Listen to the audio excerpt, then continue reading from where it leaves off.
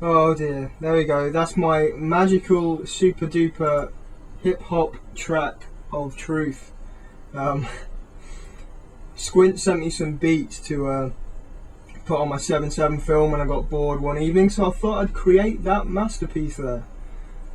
Anyway, good evening, resistors. Today is Tuesday, April 5th, 2011. And you are listening to the WideShut Webcast on Resistance Radio with me, Keelan Balderson. Of course, my website is wideshut.co.uk. There you can find alternative news coverage, some historical articles about the New World Order agenda, and of course all my videos and films.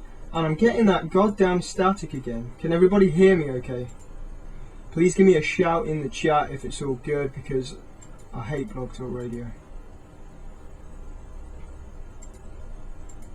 Has anyone else had this thing where just the static goes into your ears through the headphones?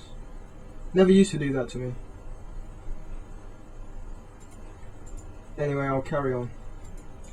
Today on this show, we're going to be talking about Albert Pike and the infamous 3 World Wars letter, which was allegedly sent by Pike to Giuseppe Mazzini in 1871, and it appears to predict World War I and II, and makes a logical prediction for a coming Third World War. Is it all a hoax? Does it even matter? I'm not too sure, but we'll be getting into all of that after I break down just a few headlines before we get into the main meat of the show. Skype tripe, no static, all good.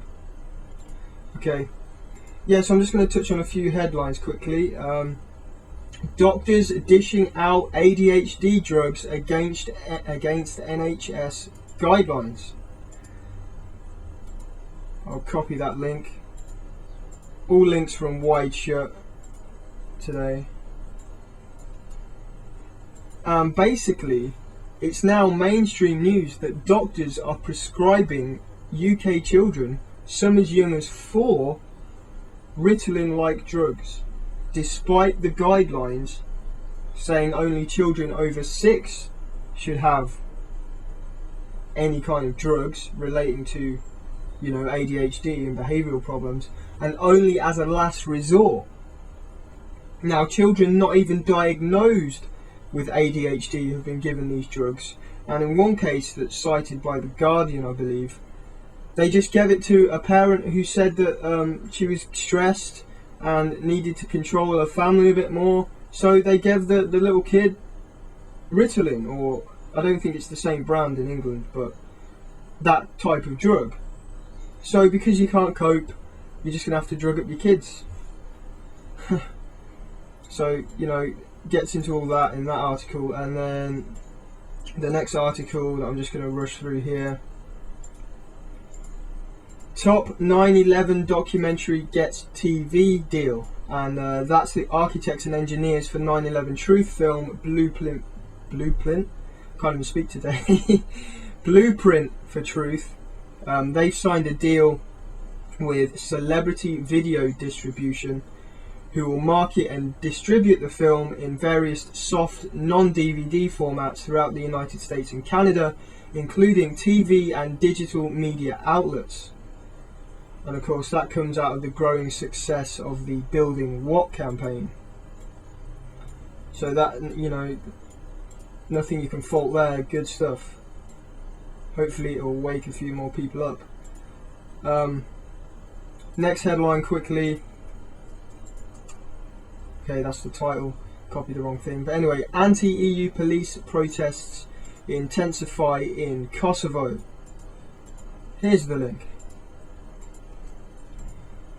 And the citizens of Kosovo are protesting against ULEX, which is a EU police army kind of force, and they started protesting after 9 KLA members were arrested for war crimes But of course the crimes of Blair and Clinton and NATO are conveniently ignored. And basically what happened after Clinton and Blair's invasion of, well, it was an invasion really, yeah, of Kosovo, they've been forced under the EU, into the EU, and are basically controlled by this EU police force and all these EU officials.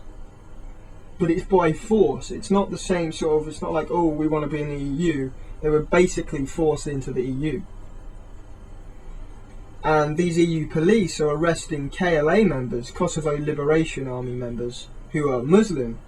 And they've also arrested lots of Serbians for war crimes stemming from the Kosovo crisis, when it was the CIA and MI6 that funded the KLA and destabilised the whole regime and the whole region.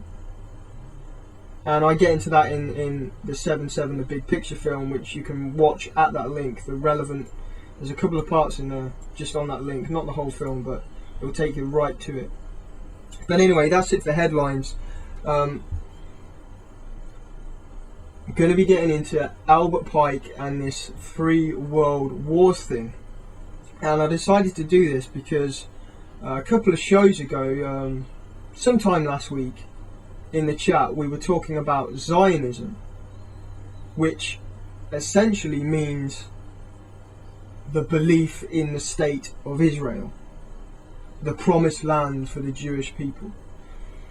And this ideology of the chosen land only for the chosen people is obviously the root cause for the slaughtering of the Palestinian people.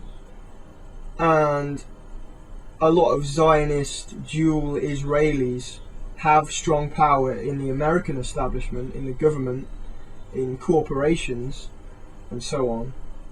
And that, in a nutshell, is the problem with Zionism. This idea of putting Israel first. Now, I personally don't think Zionism is the root cause of the New World Order. I don't think it's a Jew world order, as some people call it. But it's definitely a violent and dangerous tool of the New World Order agenda, particularly in regard to the war on terror. And it's common sense. Zionists and the state of Israel are naturally opposed to Muslims. It's a religious thing. And then you have Zionists like Michael Chertoff, who I've talked about a lot before, who wheel out these things like the naked body scanners, which we now know was brought about based on the Christmas Day underwear bombing false flag. And you can go back in the archives and listen to Travis's show where he interviewed Kurt Haskell on that whole situation. You have Adam Gadahn, the supposed American Al-Qaeda, who's really Adam Perlman, the grandson of an anti-defamation league top brass, running all these fake PSYOP Al-Qaeda tapes. So yeah, Zionism is definitely a major problem in the world right now. And it ties in with this war on terror. But this brings me to our topic of Albert Pike and his supposed predictions of 3 world wars. I'll give you a little bit of a background on Albert Pike. He was born in December 1809 and died in April 1891. He was an attorney, a high-ranking Confederate officer, writer, and obviously a 33rd degree Freemason. He's actually the only Confederate military officer to be honoured with an outdoor statue in Washington, D.C. And even Wikipedia admits this is mostly due to his Masonic connections with President Andrew Johnson. And President Andrew Johnson actually pardoned Pike for treason after the American Civil War. So he got away with charges of treason because he was a Freemason. And he got those charges for scalping, which is literally removing the enemy's scalp as a trophy. You know, like we're seeing in the recent wars with troops taking fingers and things like that for trophies. It's been going on for many years. And he was also doing some dodgy things with military finances and things like that. So he got the charge of treason, but because he was a top Mason, he was excused for those crimes. And that's basically a quick kind of Wikipedia introduction to Albert Pike. And it's mainline knowledge that he's a very influential Mason, and his books for a time were influential in the Masonic orders. Obviously, his most famous book, Morals and Dogma, which is not as influential as people make it out to be, according to the Masonic websites, but it is still a widely read book. And it was basically his philosophy on the first 3 degrees and the Scottish Rite and all that kind of thing. And Albert Pike was also the sovereign Grand Commander of the Scottish Rite and its southern jurisdiction. So that's just a bit of a bio of this Albert Pike figure. There are claims that he was an instrumental figure in the Ku Klux Klan. There's not much evidence for that. You never can tell, you know, things get passed down. And that's kind of what I want to talk about today. It's this supposed letter that he allegedly wrote to Giuseppe Mazzini, the Italian revolutionary. And Mazzini was also a Freemason. I checked the Farlax dictionary and Coyle's Masonic dictionary. So Mazzini was also a high-ranking Mason, that is a fact. And in this letter, it supposedly sets out the 3 world wars, and this was supposedly written in 1871. So let me just check the chat to see if everything's a-okay. All good. But yeah, I'll just read out what the letter is supposed to be. The First World War must be brought about in order to permit the Illuminati to overthrow the power of the Tsars in Russia and of making that country a fortress of atheistic communism. The divergences caused by the Agentur, agents of the Illuminati, between the British and Germanic empires will be used to foment this war. At the end of the war, communism will be built and used in order to destroy the other governments and in order to weaken the religions. And I think you'll agree, folks, that's pretty much what did happen. We saw the rise of communism and the First World War with Britain and Germany. That sounds pretty much spot on. So we'll move on. The Second World War must be fomented by taking advantage of the differences between the fascists and the political Zionists. This war must be brought about so that Nazism is destroyed and that the political Zionism be strong enough to institute a sovereign state of Israel in Palestine. During the Second World War, international communism must become strong enough in order to balance Christendom, which would be then restrained and held in check until the time when we would need it for the final social cataclysm. Well, again, I think it's quite obvious that yes, the actions of Hitler led to the formation of the Zionist state of Israel. And we won't go into it today, but you know, we have the likes of George Bush Sr., his father Prescott Bush, and the Union Banking Corporation operating some of Hitler's finances, and we have Rockefeller Standard Oil supplying the Luftwaffe. And if you do some research, it's clear that Hitler wasn't on his own during the war. This wasn't just Hitler coming to power because he was Hitler. There were certain geopolitical strings being pulled before the war, after World War One, with all the sort of financial sanctions and things that they had to pay that crippled Germany, and all that kind of thing. I mean, even Hitler's racial science obviously grew out of Britain and the US, the eugenics movement. You know, the Carnegie Institution funded a lot of that. But we'll move on to the next bit. The Third World War must be fomented by taking advantage of the differences caused by the Agentur of the Illuminati between the political Zionists and the leaders of the Islamic world. The war must be conducted in such a way that Islam, the Muslim Arabic world, and political Zionism, the State of Israel, mutually destroy each other. Meanwhile, the other nations, once more divided on this issue, will be constrained to fight to the point of complete physical, moral, spiritual and economical exhaustion.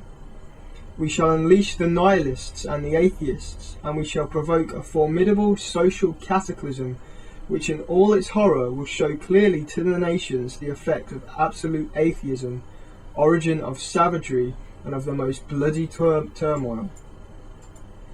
Then everywhere the citizens, obliged to defend themselves against the world minority of revolutionaries, will exterminate those destroyers of civilizations, and the multitude delusioned with Christianity, whose deistic spirits will from that moment be without compass or direction, anxious for an ideal but without knowing where to render its adoration, will receive the true light through the universal manifestation of the pure doctrine of Lucifer. Bit of a mouthful, but yeah. And we only have to look at the war on terror, which is effectively an Anglo-American Israeli agenda against the Muslim Middle East, to see that this third world war, if you will, is well on its way, if not already begun. And we have the uprisings in the Middle East that could easily move into Israel if they mobilized, and that could cause complete chaos or antagonize Israel in some way. Israel have nuclear weapons. It's not unfathomable to think that there could be a third world war involving Israel in the Middle East. We're already involved in wars with the Middle East. So I think there's no arguing that this letter, real or fake, is bang on the money. But unfortunately, it's also likely a hoax. And that's what I went out to discover for this episode. Originally, I thought it was real and I just wanted to talk about it and share my opinions. But I obviously went to read it, went to the source material, and it's more likely that it's a hoax, unfortunately. A pretty good one. It does make sense, but I'm just going to get into all the different sources and share this information with you, because it's all about sharing the information. And I think right off the bat, what you have to realise, and I think what you will do if you look at it from all sides, is that it's a little too perfect. You know, it's a little too the Illuminati did this, Zionists, you know, it's if there was this Illuminati, which there was an Illuminati, I've said that before. I'm not one that think that they call themselves the Illuminati now, and I've made that point before. But do you think the elite are going to write it in a letter so perfectly, you know, easy to disseminate, and then put it in the British Library as one author kind of made up? They're not going to put it in a public library. So that should immediately set off alarm bells. And obviously the date of the letter is 1871. That's before any public use of the terms Nazism and Zionism. I think Zion might have been a word, but Zionism in its context had not yet been coined. So if the letter was real, the implications are quite massive, because it's pretty much an admission of the contrived nature of these major conflicts. And if these people are supposed to be secret, it's not a very good sort of way of going about it. But of course, lots and lots of people in the conspiracy movement, in the truth movement, quote this letter on a regular basis, and they don't seem to have dug deep enough to fully understand it. So it's a good start to look into these things. A good way to start is to go to the official sources, just to see what the establishment says. So I jumped over to the Grand Lodge of British Columbia website, which I think a lot of people would have just come across before Googling things about Freemasons. It's generally considered a good online source for debunking a lot of the Masonic conspiracy theorists and their theories. And this is what they have to say about this Pike Mazzini letter. Yet another fabrication often repeated by anti-Masons and conspiracy theorists is the claim that Albert Pike was in correspondence with Giuseppe Mazzini. First claimed by Edith Starr Miller, the accusation was later repeated by William Guy Carr, who cited Cardinal Rodriguez of Santiago, Chile, author of The Mystery of Freemasonry Unveiled. In Pawns in the Game, Carr claims that this correspondence was on display in the British Museum, but didn't provide the source of his information. Later, in Satan, Prince of This World, Carr revealed that it was actually not catalogued in the British Museum, and that he'd been led sort of astray by this Colonel Rodriguez. And it continues, in fact, the accusation, although not the specifics, can be traced to earlier writings of self-confessed hoaxers Domenico Margiotta and Leo Taxil. There is no evidence that any correspondence ever existed. The British Museum has recently confirmed in writing to researcher Michael Haupt that such a document has never been in their possession. So the official line is that it's all a hoax, with no real original source, and it's kind of been passed down from book to book without any of them going right back to the beginning. And they say it's based off these hoaxsters, Leo Taxil and Domenico Margiotta. Probably saying that wrong, but whatever. I wasn't alive in the 1800s and I'm not French. So then I went and had a look at their writings, and Domenico Margiotta published a book in 1895 called Les Palladiisme, Culte de Satan Lucifer de la Triangles Mécaniques. How's that for French? And basically that translates as the cult of Satan. And as I said, it is in French, but there is a paragraph in there that I found that mentions Albert Pike and a sort of Luciferian Masonic. It translates to pamphlet. And the people calling all this a hoax point to this as the very first source for the fake Pike letter. And this quote-unquote pamphlet, I used Google Translate, probably not the best, it's not that accurate, but from what I can gather from the translation, when I do the video I might put up the quotes and things, but it basically says that Pike is the Grand Pontiff of Luciferianism and has plans for universal destruction, and it actually focuses a lot on Catholicism rather than Zionism or Nazism or anything like that. It does mention Jews, and it also mentions Buddhists, but from what I can gather, it's basically talking about playing religions off against each other until everybody is forced to accept Lucifer.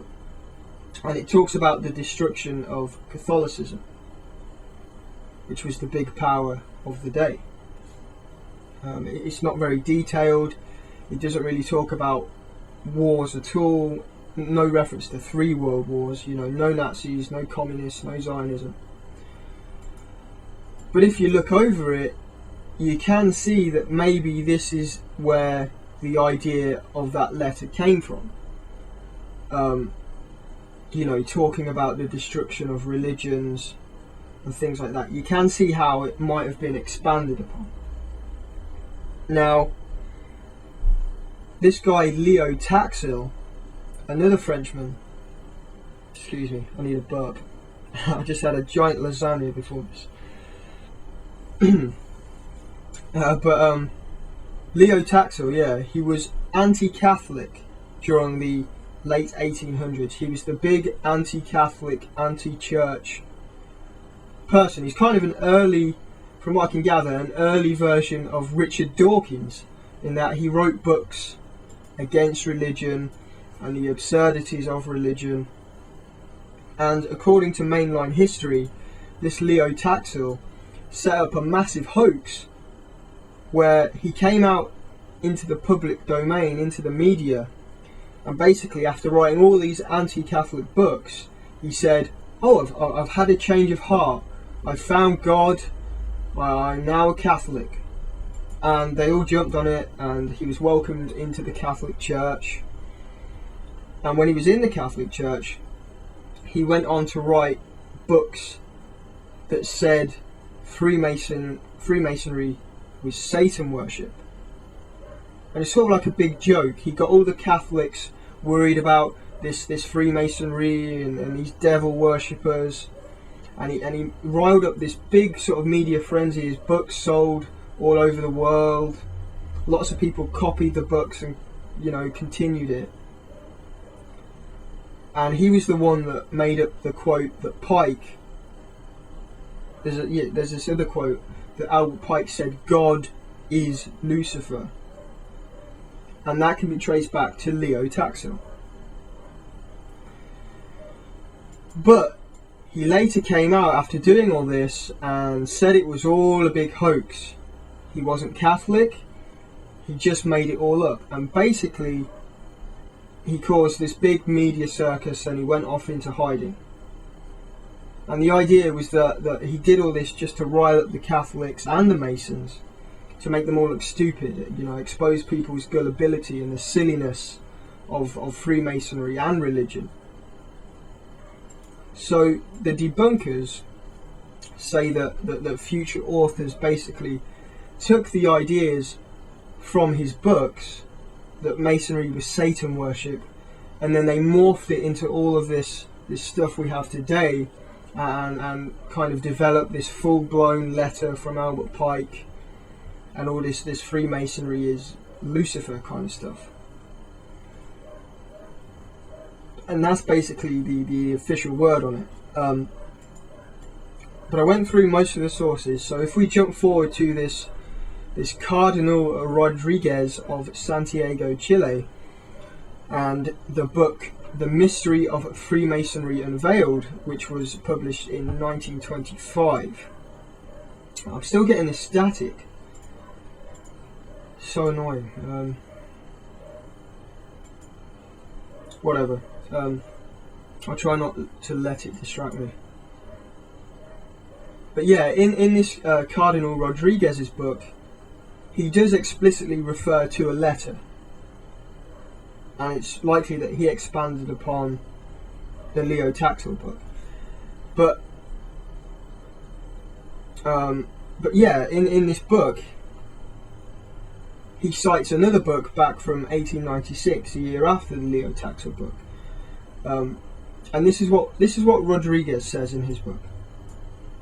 The other indication of the participation of Masonry in the revolution and the present upheaval in Russia is a letter attributed to Albert Pike, Sovereign Pontiff of Universal Masonry, assisted by 10 ancients of the Grand Lodge of Supreme Orient of Charleston, to the very illustrious Joseph Mazzini. What I have said of the document previously mentioned, the protocols, I say of this one. Authentic or not, the letter had been published long enough before the events not to be an invention accommodated post factum. And then he quotes the alleged letter. But it's only the very end of the Three World Wars quote.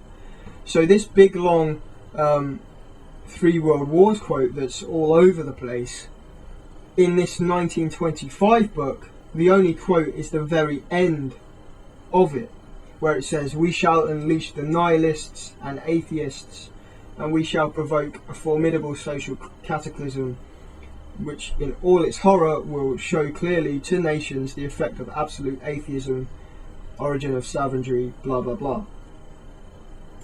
Basically, the only quote is the last paragraph. So it seems future authors have sort of added on their own information around the quote, and then it's been re-quoted as a full quote when it was people's interpretations. And Rodriguez cites another book called Le Diable as containing the letter. So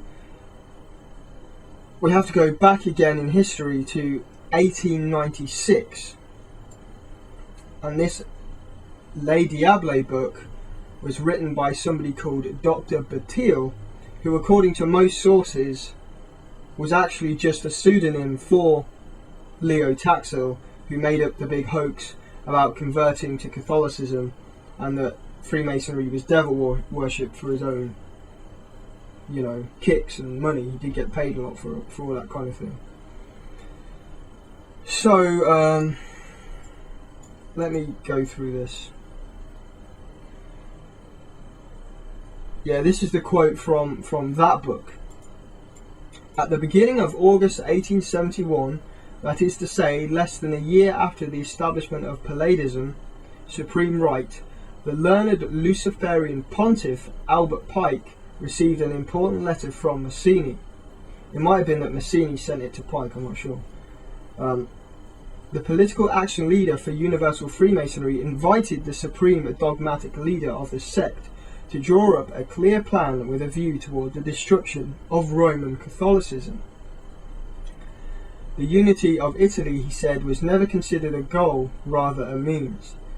In the solemn hour, Albert Pike assembles his 10 advisors, members of the most serene Grand College of Emerited Masons, and submitted for their consideration the question raised by the very illustrious brother Giuseppe Mazzini. This meeting of the 11 highest luminaries of the infernal sect, this evil cabal which lasted 7 days, after careful deliberation, inspired no doubt by Satan himself, they left the following document translated from the original Latin text. And we're going to have to skip through it because it's extremely long and this show goes quick. But basically, to give a summary of this quote-unquote letter, but remember, the point is, there was no letter because the author had made it all up. But the letter, nonetheless, that he wrote is basically about the overthrowing of the Catholic Church and other religions until everybody worships Lucifer. And they talk about infiltrating Catholicism so that when people turn to it after some of their shenanigans of destroying other religions, when people turn to Catholicism, they'll really be turning to Luciferianism because they would have corrupted it by then. And I'll just pick out a few of the quotes. The conversion of Protestants to the temple of the true light will be gradual, saith the Revelation. The fate of the Mohammedans, Muslims, will be entirely determined by a large and unexpected event occurring under the sixth sovereign pontificate of good Catholicism. It will follow from this that far from being doomed to the cursed darkness of superstition, 320 million souls will be enlightened.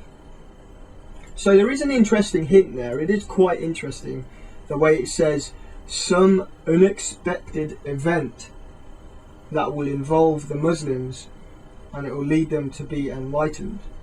You can have a bit of fun with it. Was that 9/11? The invasions and the takeover by the West, was that the unexpected event that leads to the Western takeover and the enlightenment of the backward Muslim nations? I'm sure that's been interpreted that way before. And then we'll move on. Consequently, the issue boils down to this: we must be ready when we find ourselves 1 billion or more, finally with our banners flying high, producing an explosion that will topple the temple of Adonai, which I looked up is a Jewish word for God. So in other words, hang on, I've lost my quote. Anyway, what it says is superstition should be weakened and ruined, so much so that it follows its followers will themselves merge into our ranks. We are promised that dazzling miracles will open their eyes, and that if at the time some obstinate priests are still left insisting upon preaching the word of the evil God, the opposite to Lucifer, their extermination can be accomplished without difficulty. So again, it is another interesting choice of words. An explosion will topple the Jewish God. Make of that what you will. And then it goes on, the main work is one that aims to transform the Roman Catholics into free-thinking deists. We need to apply all our strength, and with that persuade many. Experience has shown that too few are the privileged souls who leap from the abyss of obscurantism to take their bold flight into the ether of divine and invigorating light. Just, lots of strange Luciferian rhetoric. For this he must conquer the seats of government of his people. This is everything. Whether in the republics or the monarchist states, we must enact laws, destroying everywhere the influence of the priests of the superstition and their auxiliaries, the monks who mingle with people and the nuns who maintain the soul in error by the cloak of false charity. It will first be through the press that we inspire writers demonstrating how the almsgiving of the evil Catholics is degrading to human dignity. So they're talking about how they can demonize Catholics and how they can infiltrate governments and all that kind of good stuff. And, if we boil it down, it's basically this concept that the Illuminati are out to destroy all religions and will replace it with Luciferianism, which can be interpreted as evil, or it can be interpreted as science and rational thinking and logic, depending on which way you look at it. And with all these sorts of things, you really can go around in circles and just confuse yourself even more. But the point is, this idea of the 3 world wars from Pike and Mazzini seems to have been grossly extrapolated from what was written by a self-confessed hoaxer. And you can find his confessions and everything, just Google Leo Taxil hoax and you'll get everything you need to know. And as I just said, from the original source from 1896, it does say something about Muslims and an unexpected event, and it does say an explosion will topple the Jewish temple. But what we have to understand is that anything on top of that, which you've read in future books, is basically just the author's interpretations, mixing it in with other knowledge they've gathered about the elite and whatnot. It's not a direct quote, and it's not a real letter. And William Guy Carr, who was the first person to write the full 3 World War passage, talks about the Illuminati, talks about Nazism, Zionism. But unfortunately, none of that is actually in the source material. And there isn't really a letter anyway. As I said, it was made by the hoaxer Leo Taxil. Now, that's not to say that the wars haven't been contrived by what some of us might call the Illuminati or the elite. And we can make those points, and we should make those points. The wars have been contrived, and there have been conflicts of interest and people pulling the strings at certain stages and milking money out of it and playing off both sides and funding Hitler and all that kind of thing. Yes. But if you follow the sources, the 3 World War quote is not evidence. It's the people that have used it as a how would you say, a guide, a way of explaining what they think is going on, but it's not a factual source. It's like if I came out on the radio and said, I think the Illuminati have contrived this war, that war, and this war. Fair enough. There's somewhat evidence for that kind of thing. I don't use the term Illuminati, but there is somewhat evidence. But it's not something I've gleaned off a real letter. It's from all different areas of knowledge. And it's kind of like the Protocols of Zion.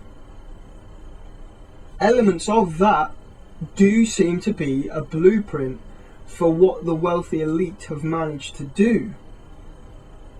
But the Protocols of Zion itself is a big hoax. It's fake. It's not a real text written by Zionists. And in many ways, if you quote the protocols or these kind of things, you're doing more harm than good. You're aligning yourself with anti-Semites, and you're easily going to be discredited and ignored and pulled down. You can stick to the facts without going to some Masonic quote from Albert Pike that's not real. Now, Guy Carr's book, Pawns in the Game, was published in the late 50s. So it was after World War I and II already happened. So he obviously had at least, you can say, well, he exposed these contrived wars. Fair enough.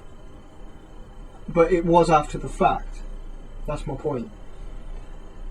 And the Third World War thing, I think is a pretty good guess of what could happen. We'll have to wait and see. I'm sure you can draw different things and come to the conclusion that yes, maybe if we have a third World War, like I said, it could be between Muslims and Zionists within the war on terror. But when debating this sort of thing, you don't have to quote this obscure Albert Pike. Just talk about the contrived Middle Eastern invasion and 9/11 and how Zionism is involved with that. We don't need the quote. And it's probably better if we don't use it anymore. Now, does this mean I'm saying Albert Pike was good and that Freemasons are good? Absolutely not. It's an elitist organisation that breeds backroom deals and corruption and creates conflicts of interest between brothers within the order. See, so I'm not saying Freemasonry is good or that Albert Pike was a great man. No, he was charged for treason.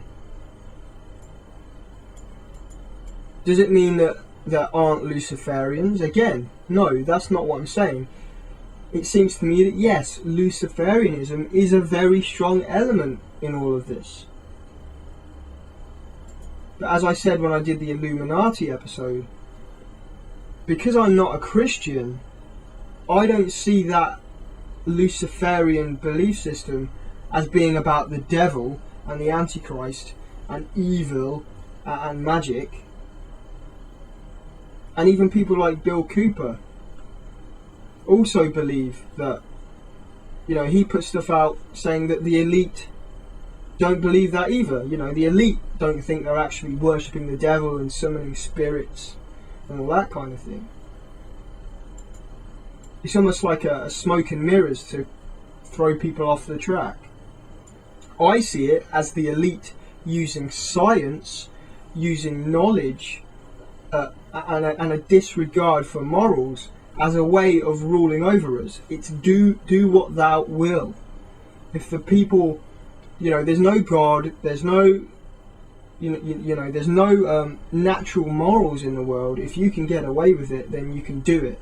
And that seems to me be the core of this crony capitalist Western elite, system. It's a ruling class. It's a we're better than you. We can do all this because it's survival of the fittest.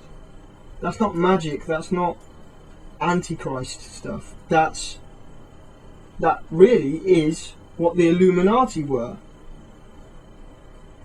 And there are those that think the original goals of the real Bavarian Illuminati of overthrowing monarchies and organised religion and these superstitions within religion, there are people that think that was a good thing. And in a certain context, I think it probably was a good thing that we overthrew the monarchies and these, close-minded religionists. But what has happened is that with the rise of science, technology, rational thinking, upper-class intellectuals, what replaced religion and monarchy is still just as tyrannical, if not more tyrannical. It's the elite creating a one-world government. A one-world government might not be such a bad idea if it was legitimate and people had morals, if you get what I'm saying. But it's not legitimate, and they don't have morals. They're greedy, elitist scumbags. And you can make the argument that people like Rockefeller, like Brzezinski, think that they're actually doing the right thing by humanity, or have deluded themselves into thinking they are doing the right thing, but they're victims of their own greed and self-importance. The term elitist is a perfect word for it. They might actually think that creating a one-world government is the right thing to do, but they're not considering their own elitist, capitalist perks that they're getting along the way, and their power-hungry, peers that are doing all this. And if you read Manly P. Hall's Secret Destiny of America, you get the same impression. And he was made an honorary Mason because of those writings. He wasn't actually a Freemason to begin with. He basically wrote all of these Masonic sort of books that they were very utopian. That he wrote things like, America was founded as a beacon of freedom to build a world order of peace. That's the kind of tone of his books, that these intellectual and forward-thinking men were creating this utopia, and it's a load of horseshit. But it's that delusion that I think a lot of these elite people believe in, that they really are creating this fantastic world order. And maybe some of them know it's full of shit and are just milking it. You never can know. I'm just sort of rambling. But Carol Quigley, who wrote Tragedy and Hope, which was basically a complete rundown of the CFR, Council on Foreign Relations, that's pushed for a new world order since its inception. He says that he agrees with their goals when he wrote this book. So when you read it, you have to read it and read between the lines. But he says he agrees with their goals of a world order, of peace, of that kind of thing. But he said he wished they'd be more open about it, which is an understatement. But it's that elitist delusion. They're trying to create a one-world utopia, and they either know that it's not really happening, or they're deluded. Let me just take a sip of water. And I am filming this on video for, well, it's not the first time, it's the second time. Maybe it's the third time. But yeah, I'm going to start putting this on YouTube in video. I've got two angles of camera pointing at each of my new posters that you might have seen on YouTube. But anyway, I'm digressing. I don't have all the answers. This whole Masonic, Luciferian, mystery school religion thing is extremely complicated. It really is extremely complicated. And you really can go round in circles forever trying to look into this stuff. This was kind of the first thing I started in, looking at the Illuminati and Freemasonry. And then I got into the banking and all that kind of thing. And I go in circles and come back and look at it and change my mind and then change my mind again. You know, is Jordan Maxwell a Mason? If Jordan Maxwell is a Mason, are Masons bad anyway?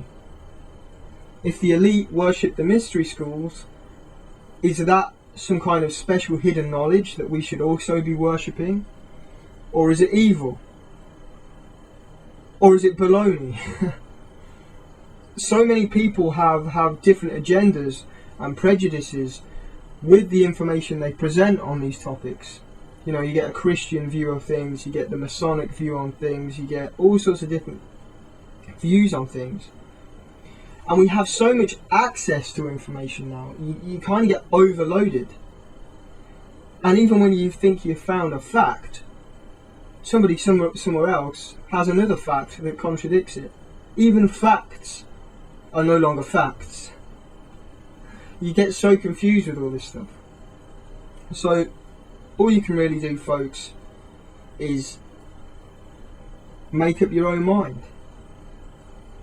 But I do urge you to take a closer look at the Albert Pike 3 World Wars letter. Take a look at where it was first printed, work your way back through the sources, check them all out, and you'll eventually end up at the door of Leo Taxil and this I forgot the other guy's name, something or other, some other French name, but you'll realise that there was a big sort of hoax media circus back in the day, and this guy was basically taking the piss out of the Catholics and the Freemasons at everybody's expense, and people have run with it. And that doesn't mean, as I said, that Freemasonry is good or that there isn't some things there that we should be looking at, but just be careful of the sources so you don't discredit yourself. And I mean, I did this in a week, you know, spending a few minutes each day, and I found out that I'm pretty certain that the 3 World War letter was bullshit. And some people that have been in the conspiracy circle for decades still quote this thing, so you have to maybe wonder what their motives are, and whether it's all about selling their product rather than getting to the truth. Or maybe I'm completely deluded myself and I've fallen for some kind of Masonic propaganda, and maybe in a few months I'll change my mind. Because I do that a lot, folks. I change my mind a lot. So you have to remember that when I'm speaking on the radio, it's just me with the research that I found. It's not gospel. It's not 100% the facts. I'm just trying to spark your own interest in researching this stuff and hopefully getting to some semblance of truth. But anyway, I'm just going to leave you with a little quote that I actually made myself and posted on the David Icke board a while back, which sparked some good debate back and forth. I've edited it a little bit, but see if you can get your head around this and ponder it. Man needs a form of inner religion or spirituality in order to maintain a moral compass. Because if he thinks science is all there is, he will attempt to become a god himself, the very thing he says doesn't exist. And I'll leave you with that. Cheers everybody, and be sure to check out Cookie in half an hour for the Rabbit Hole Orientation Show.